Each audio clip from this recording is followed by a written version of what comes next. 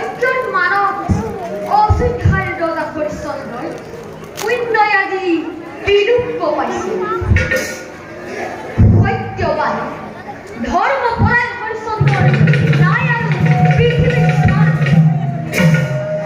অনুদীপনে স্বৰ্গপুৰে আনিব লাগে সেই মহাত্মা। সঁচা কথা দেৱৰাজ, পৃথিৱীত অদ্বিতীয় অযোধ্যাৰ বিভূতি। জগতত তেওঁদৰে মহাত্মা পৰশে অতিকে চৰাব স্বৰ্গৰ জেউতি।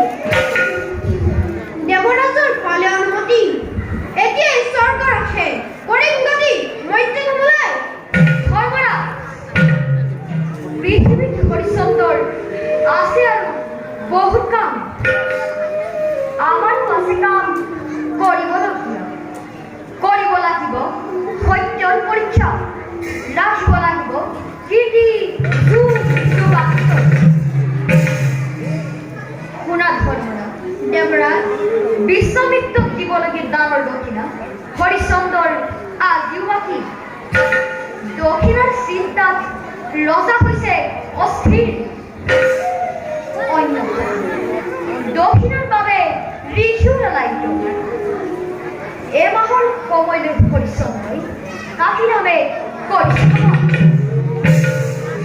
মাহ পূৰ্ণ হ'বলৈ নাই, উপস্থিত হ'ব দেখি কাকি নামে বলা আমি চব প্ৰৱেশ লৈ কিনি লওঁ হৰিশ্চন্দ্ৰ তেওঁৰ পত্নী সত্যা। অতি ভীষণ পৰীক্ষা দেৱৰাজ, এনে পৰীক্ষা বৰ নিদান। আজিলৈকে এনে নিদান পৰীক্ষা কাকো কৰা হোৱা নাই দেৱৰাজ।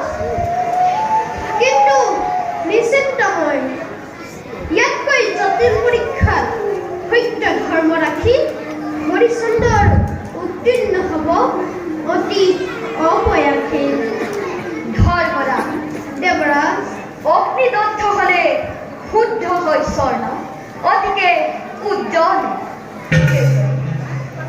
সেইদৰে সত্যবাদী নিষ্পাপসকলৰ নানা বিপদী বিঘিনিৰ মাজেৰে প্ৰকাশ পায় মূল্য আৰু সত্যৰ শক্তি।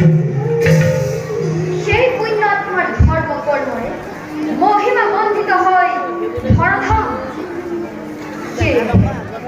আমাৰ কৰ্তব্য আছে অধিক। গতিকে বলা যাওঁ আমি মধ্যধামলৈ।